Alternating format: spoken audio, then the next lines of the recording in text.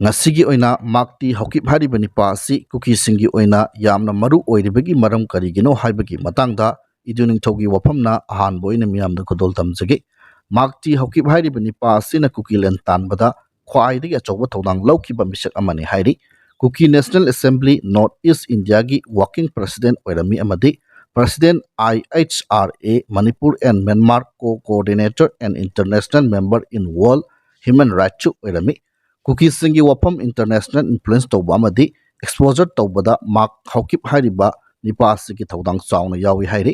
mahak yawdragadi kuki singi pandam phangba ngamgani haiba thajadre maram aduna any means tawraga mahak puthado hanba pamli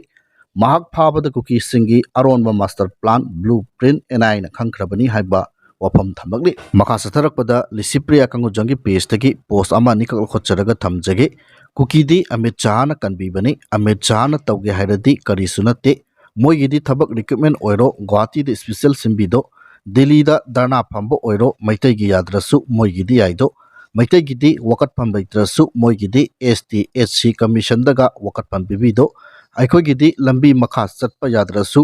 moigi di special flight helicopter arrange tawbido aikhoi gi di sikrasu mangkrasu haujuk pawo paisa compensation phangdaba mayam yaurido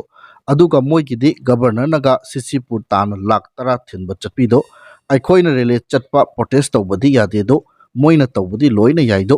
aikhoi gi di pangpha da phagatlido moigi di drone tagi bomb thadarasu adum yaido maitai gi di wangang bi naba MLA minister laitrasu moigi di wangang bi naba MLA minister mayam laido maitai na tawbadi amatta yade aduga moina tawbana loina yaido separate administration di nahan na panglagumbani moigi di haipa wafam thamagli makatana aikhoi lingjel asu yam manadri basi karigino miyoi ani mangkhre kuki na fakhre khangle thawal khaktata atatai tahli basi karigino Manipur pumba support tawdri basi karigino sumaina chatnaragadi sugya yararoi aikhoi haipa wafam thamagli makha satharakpada AT gi luching purel korongamba khumanna sengdol u haibagi matungina Manipur Pandit Loisangi sengdok warol miyamda thamjage leibak ningthaw amasung miyamgi ayaba yawdana tang taraga taret tha nipan 2024 Manipur Pandit Loisangna miyancha amabu maitai sagai yumnak amada napsat tinjahanbagi ayaba pikiba chorol adu chatnararoi amasung soikiba lankiba sigidamak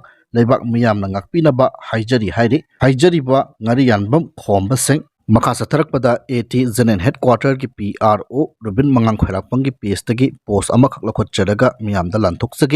asuk yamna pibam soklaba maithong da khak tawsinabagi momon tangairaba mina usittana 700 square meter pukri da leiba nga haidana karemna biriba sekmai dagi moirang dagi hindokpa ngamjadraba noi aikhoi sin apunba khong thangminaduna sare saminaba sire siminaba hingle hingminagadaba matamasidabu khujin mamai muk phawba saudraba mafam Imphal Thawbal haidana hunnariba ngangnariba nakhoisi lamdam asigi asengba ibudokpa khangbagi sadan naudadi sugoi oiraroi I sengdaba warem nganglaga nabuk thanba kangbuni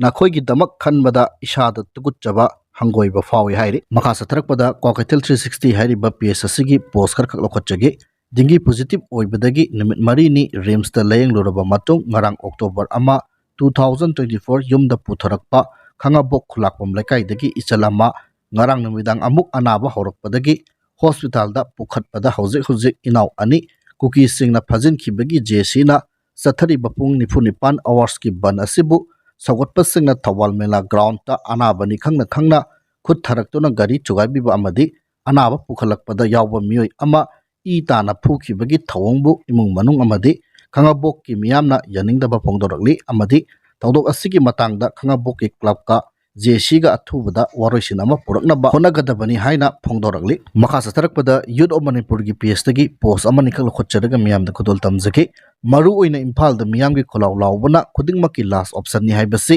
hojikti miyam gyan khara tabiraklaba male yomna nahana sangsilakpa khongjang singda support tabiramlabadi landi nahana loirambasu yai akal athau singna yomda phibunamlakanu miyamgi asengba voice botoke democratic oina lansi yaragadi losilasi masum chaba kayabu maru phangna mangan krasi makoinani miyamgi voice khudingmak lana puthokpa amadi maipa andaba mangkiba yut ani asigi damak leminarasi haibu wafam thamlakli makatana Youth of Manipur na Imphal Thawbal gi khetnaba thamdana kudong thikraba isil inaw yut anigi damak lepli amadi lepminasi haiba wafam phongdoragli makha satharakpada hi yaikhomba newsari ba page asigi post krakak lokot charaga aroibo ine miyamna thamjige moregi CDO post ta laiba maitai pangal ama mahaki yumda halakpagi lambida kuki singna minungsi laitana forakre hairi makhatana kuki militant singna phajinduna thamliba oinam thothoi sing amadi thoksom thoithoi babu thadoknaba DGP Rajiv Singh amukka suhanna kangpopi da satkre haibo fam thamli makha satharakpada aroi boina handak sahi asigi nongkana sukibana maram oiraga landslides amadi ising ichawgi awaba kaya mayoknakiba Assam, Mizoram, Kerala, Tripura, Nagaland, Gujarat, Andhra Pradesh, Telangana amadi Manipur state na oiki Bharat Sarkar na National Disaster Response Fund NDRF tagi ising isawna soalaba state singda tengbang piba oina lupa karor Satruk Komdra mga senthang oina kaithokre hairiba senpham asidagi Gujarat ki oina lupa karor Satruk Tripura gi oina lupa karor kunga mga amadi Manipur gi oina lupa karor yankhai kaithokre handak sukiba akanba nongna maram oiraga hairiba state sing asida ising ichaw amadi landslide thoktuna praja sing awaba kaya mayoknakiba maramna Ministry of Home Affairs na khongthang asi paikhalakpani Inter Ministerial Central Teams na ising ichawna mangta alaba sing spot assessment lawkraba matung senthang asi kaitharakibani wathoriba state sing gisu atuba matamda senthang kaithoknaba sakar gi makaidagi kanna honari haina paw asina makha tari haibo pham thamlaga ngasigidi matang saida lushinjari